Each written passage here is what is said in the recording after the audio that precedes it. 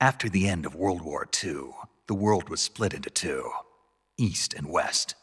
This marked the beginning of the era called the Cold War.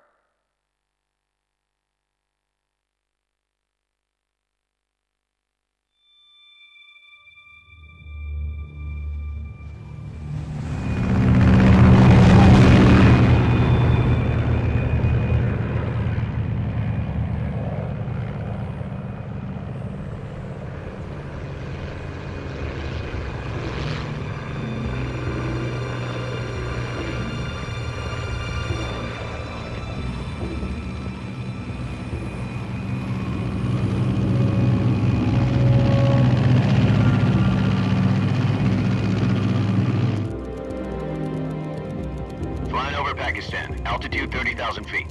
Approaching Soviet airspace.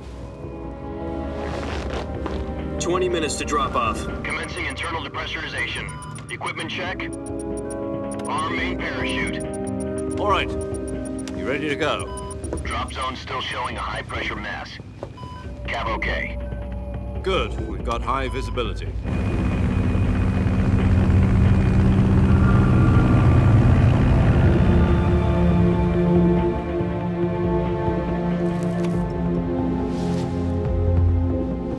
Put out that cigar. Connecting oxygen hose to interior connector. Put on your mask.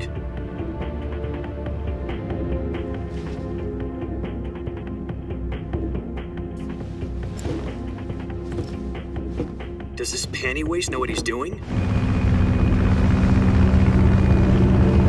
Approaching release point. 10 minutes to drop off. Hey, are you deaf? He said put out the cigar and put on your mask.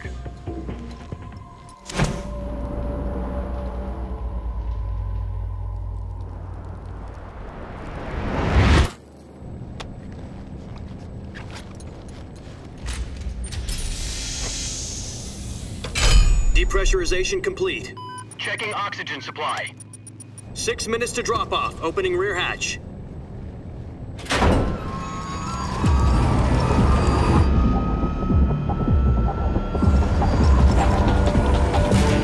Sunrise.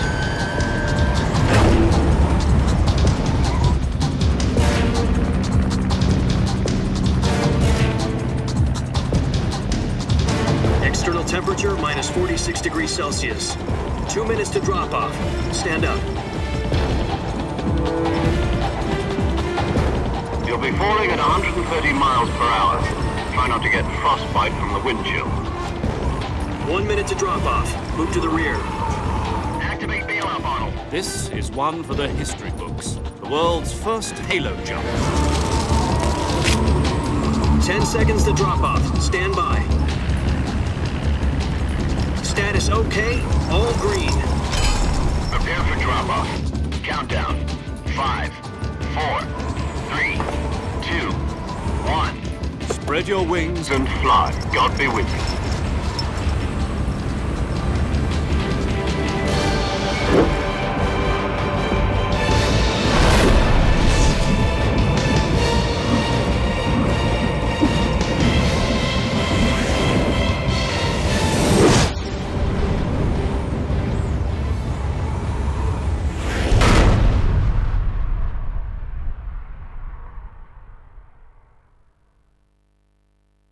Jack, I've got some important news.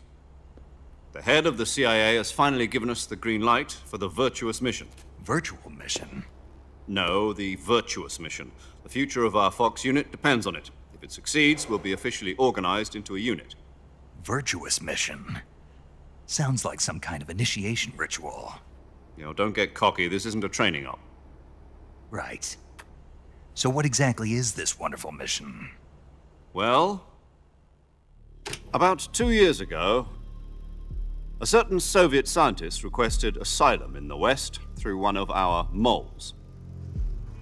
His name is Nikolai Stepanovich Sokolov.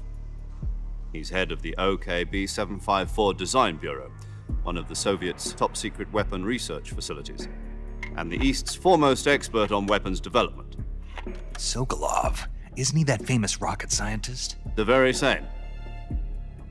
On April the 12th, 1961, the Soviets achieved the first manned spaceflight in history.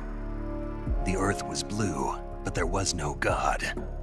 Well spoken. The rocket that carried Yuri Gagarin into orbit was the A-1, known as the Vostok rocket. Sokolov is said to be the man most responsible for the multi-engine cluster used in that rocket. After Gagarin's flight, Sokolov left rocket development to become the head of the newly established Design Bureau. From a lowly technician to head of a design bureau, that's quite a success story, so why do you want to defect? It seems he'd become afraid of his own creations. Afraid? Call it a crisis of conscience. And for that, he left his country and his family behind and went over the fence? Not exactly.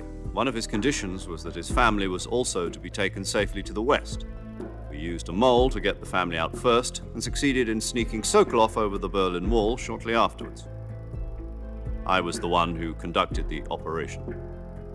The security on the eastern side was still full of holes back then. Then what?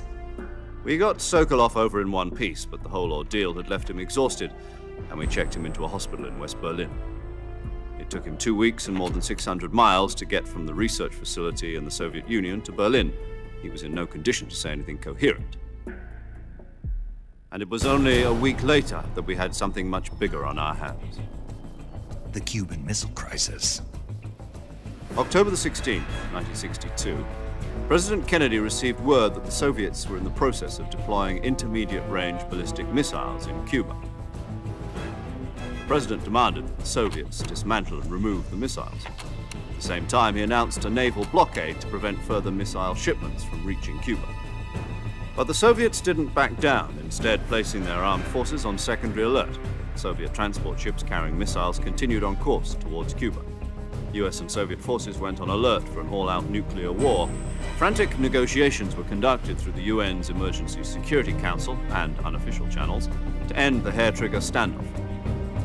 Finally, on October the 28th, the Soviet Union agreed to remove its missiles from Cuba. And so the world avoided a nuclear holocaust. But in order to get the Soviets to pull their missiles out, we had to make a deal. You mean the one where the US agreed to remove its IRBMs from Turkey? No. The Jupiter IRBMs deployed in Turkey were obsolete, and we were going to get rid of them anyway. They had no strategic value whatsoever to either the US or the Russians. The Turkey deal was a ruse, a cover story that was fed to the other intelligence agencies around the world. So what did the Russians really want? Sokolov. They wanted us to return Sokolov. You mean the Soviets pulled out of Cuba just to get their hands on Sokolov? That's right. What the hell was he working on? At the time, we had no idea. We were running out of time. It was either give up Sokolov or risk full-scale nuclear war. In the end, we had no choice. President Kennedy gave in to Khrushchev's demand.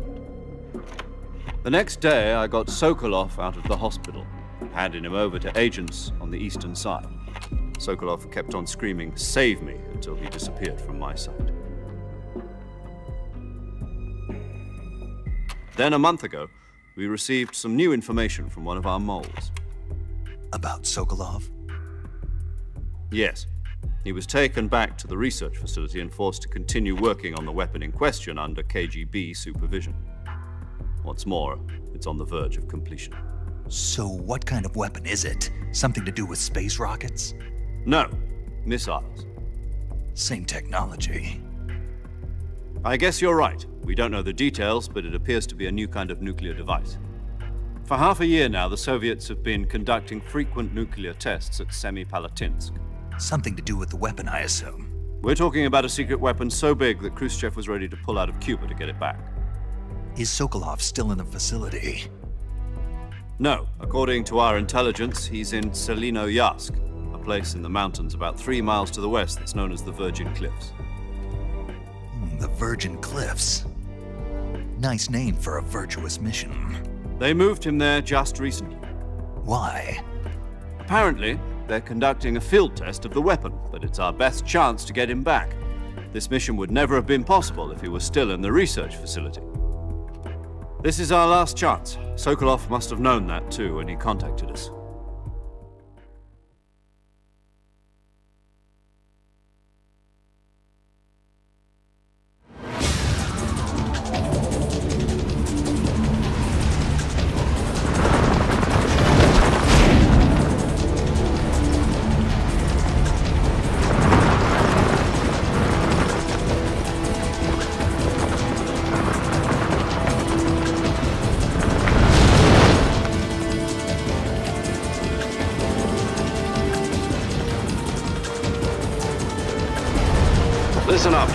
your mission is to infiltrate Selino-Yask in the Soviet mountains, ensure the safety of Sokolov, and bring him back to the West.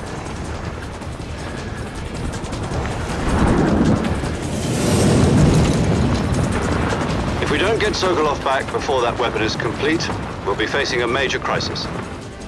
The clock is ticking.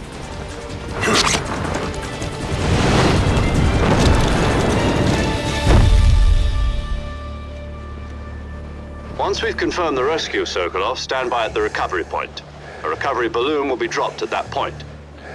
Helium will be pumped into the balloon to inflate it. The process takes about 20 minutes. Once it's complete, the gunship's arm will latch onto the balloon and pull it up. The Fulton surface-to-air recovery system. I'm familiar with the theory. Take it easy. It's been combat-proven.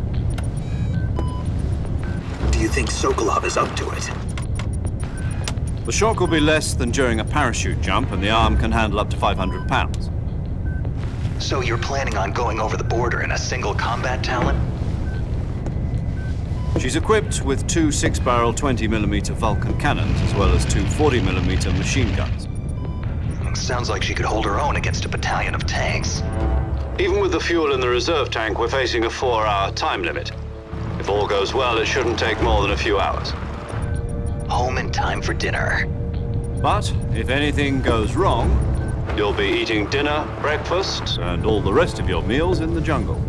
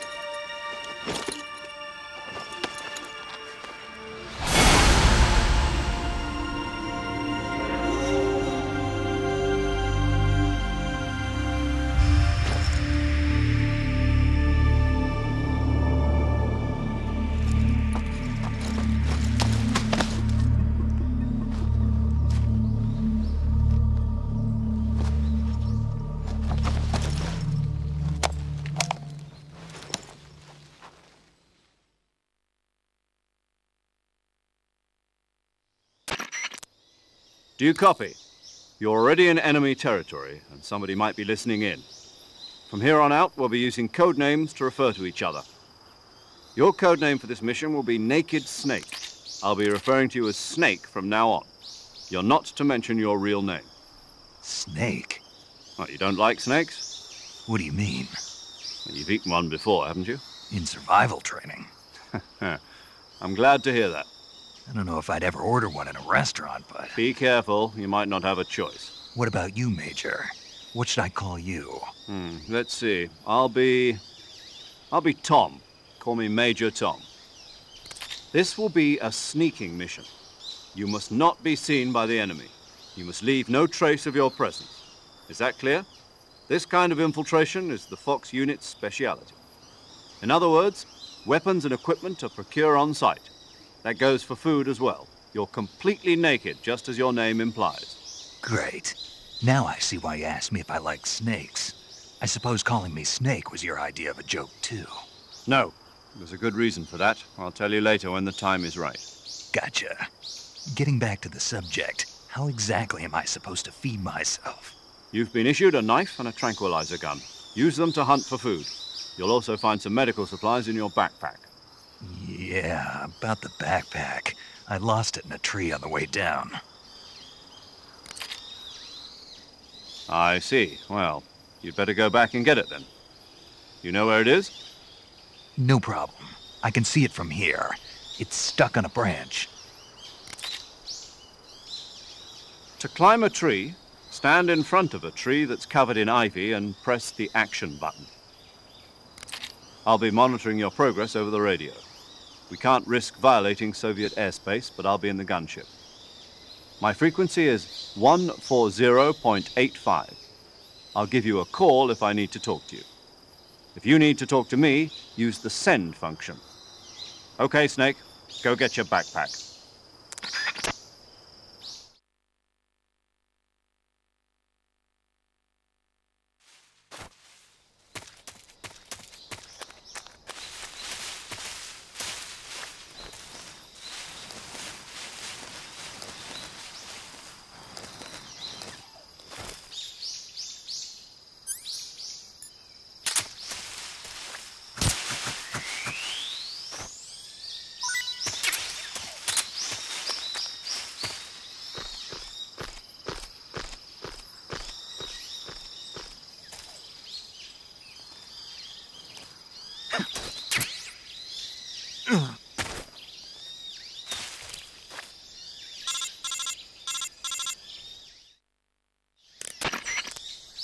I see you've retrieved your backpack, Snake.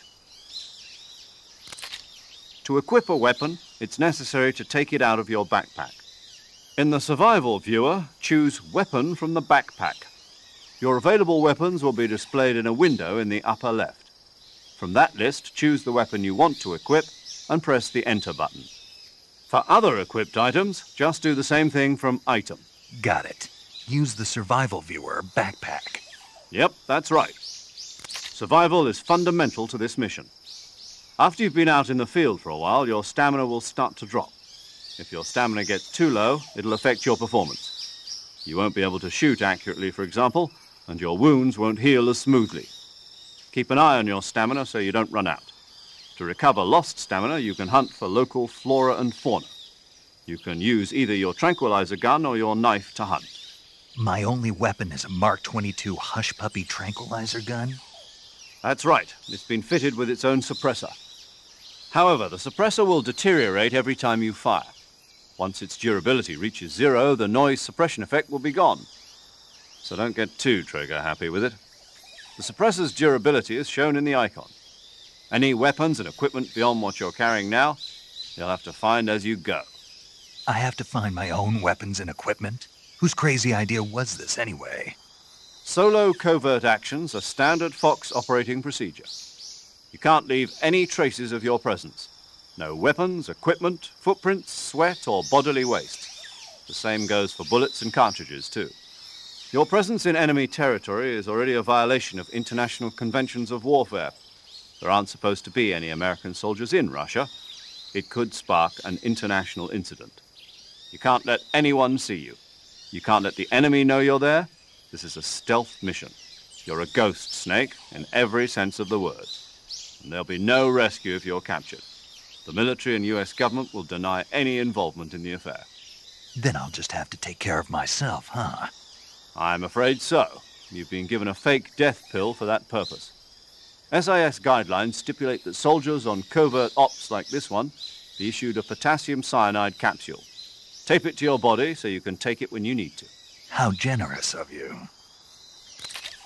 Use it if you're taken prisoner by the enemy. It'll send you into a state of false death for a short time. Fooling them into thinking that I'm really dead. So, how do I come back to life? Just take the revival pill.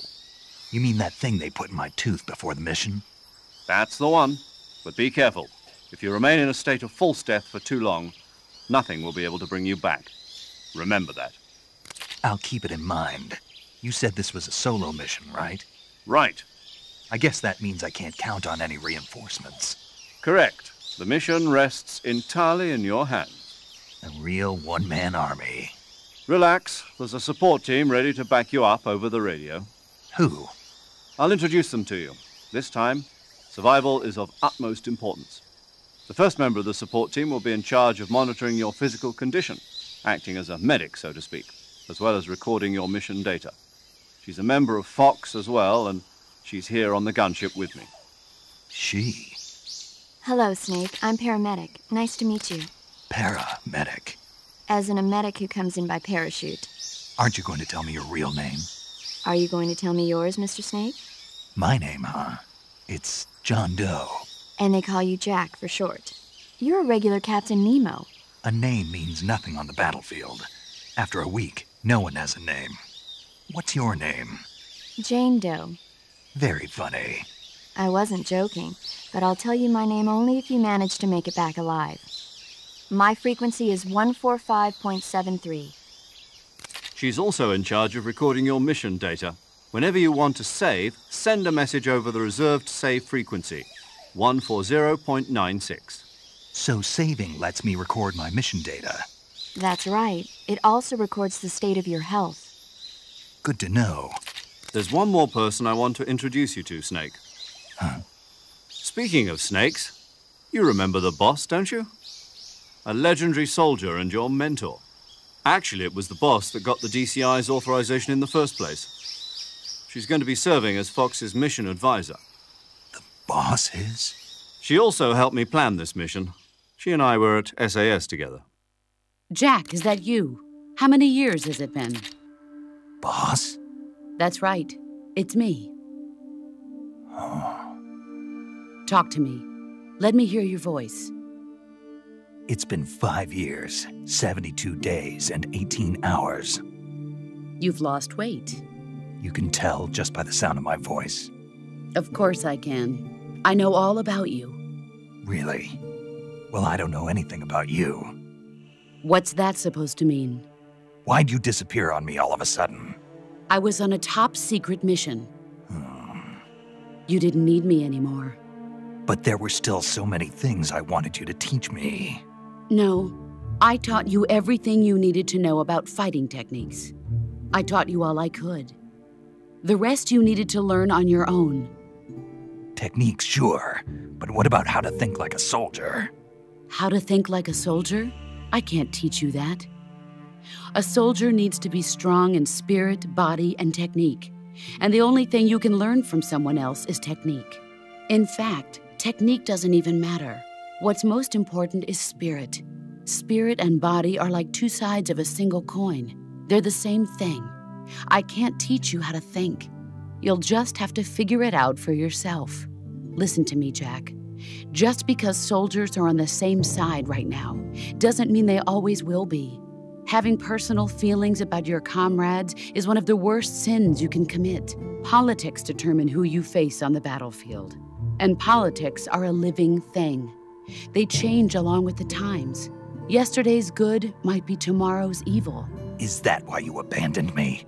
No, it had nothing to do with you. I already told you, Jack. I was on a top-secret mission. A soldier has to follow whatever orders he's given. It's not his place to question why. But you're looking for a reason to fight. You're a natural-born fighter, but you're not quite a soldier. A soldier is a political tool, nothing more. That's doubly true if he's a career soldier. Right and wrong have no place in his mission. He has no enemies and no friends. Only the mission. You follow the orders you're given. That's what being a soldier is. I do whatever I have to get the job done. I don't think about politics. That's not the same thing. Sooner or later, your conscience is going to bother you. In the end, you have to choose whether you're going to live as a soldier or just another man with a gun. There's a saying in the Orient, loyalty to the end. Do you know what it means? Being patriotic. It means devoting yourself to your country. I follow the president and the top brass. I'm ready to die for them if necessary. The president and the top brass won't be there forever. Once their terms are up, others will take their place. I follow the will of the leader, no matter who's in charge. People aren't the ones who dictate the missions. Then who does? The times. People's values change over time, and so do the leaders of a country. So there's no such thing as an enemy in absolute terms. The enemies we fight are only enemies in relative terms, constantly changing with the times. As long as we have loyalty to the end, there's no point in believing in anything, even in those we love. And that's the way a soldier's supposed to think? The only thing we can believe in with absolute certainty is the mission, Jack. All right, but do me a favor. What is it? Call me Snake. Snake. Oh, right. Your code name is Snake. It suits you well. That's right. The legendary unit that the boss put together during World War II was a snake. The Cobra unit, a group of heroes that brought the war to an end and saved the world. As long as you've got a legendary hero backing you up, you'll be fine. Isn't that right, Snake? Yeah, I can't think of anyone else I'd rather have with me. Oh, and one more thing, boss. Yes? It's good to hear your voice again. Same here. After all, who knows if either of us will make it out alive? Snake, you are always best at urban warfare and infiltrating buildings. But this is the jungle. Survival is going to be key. Those CQC techniques I taught you are sure to come in handy. CQC? Close quarters combat, huh? I've been in the Green Berets for the past few years. I'm probably pretty rusty. Not to worry. I'll be here to help you remember. After all, this is your first actual survival mission. I'll be supporting you over the radio. Where are you, boss? Next to the Major? The boss is communicating with us by radio from aboard a Permit-class submarine in the Arctic Ocean. My frequency is 141.80. Call me if you need my advice on battle techniques. Gotcha. Your mission is to retrieve Dr. Sokolov. Dr. Sokolov is being held in an abandoned factory located to the north of your current position. Avoid heavy combat and don't let anyone see you. Don't forget that this is a stealth mission.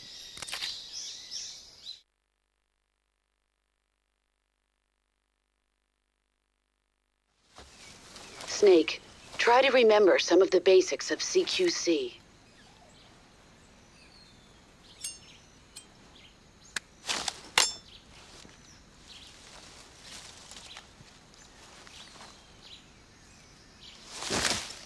Commencing Virtuous Mission now.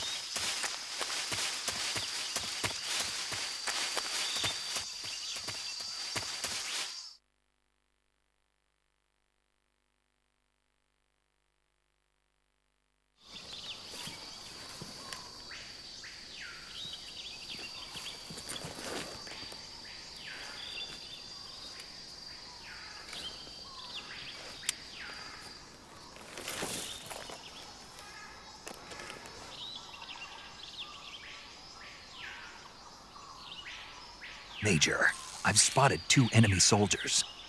They're probably KGB troops sent to guard Sokolov. AK-47s and grenades.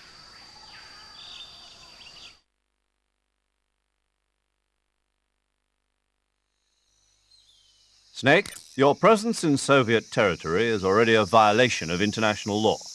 You can't let the Kremlin find out that the CIA and the American government are involved. Contact with the enemy is strictly prohibited. Don't engage them in battle either. This is a stealth mission. Got that? The Major is right. The point of this mission is to sneak through the jungle without being seen.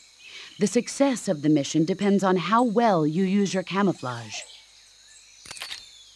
Change your camouflage by selecting Camouflage from the Survival Viewer.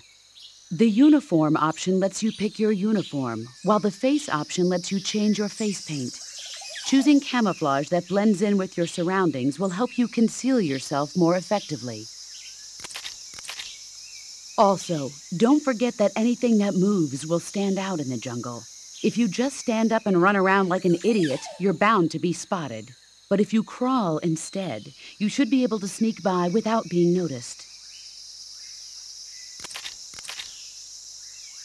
You can see how effective your camouflage is by looking at the camo index. The camo index shows how well your current camouflage blends in with the surrounding area. The higher the value, the harder you are to spot, and vice versa. The key is to make yourself one with nature. Keep that in mind as you go along, okay?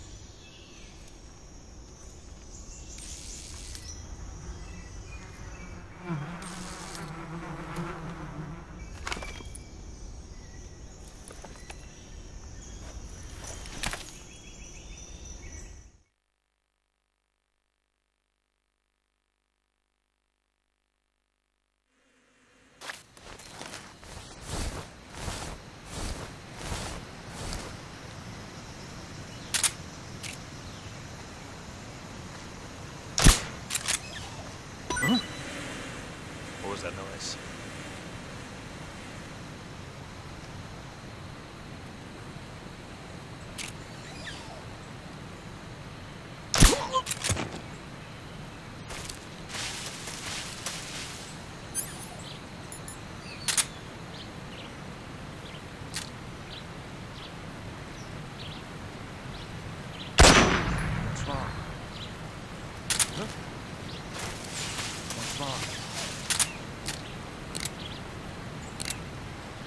What the hell?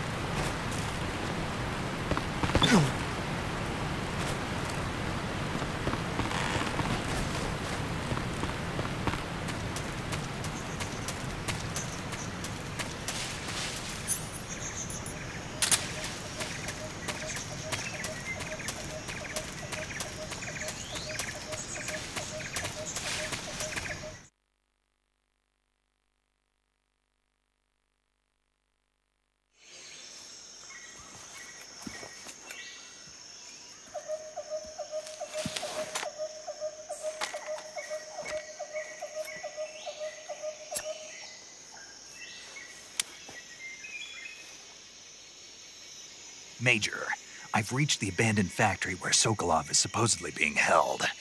This place is a dump.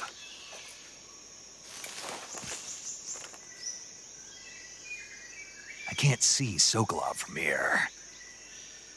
The security is pretty tight. There are sentries posted around the perimeter. I wonder how many are inside.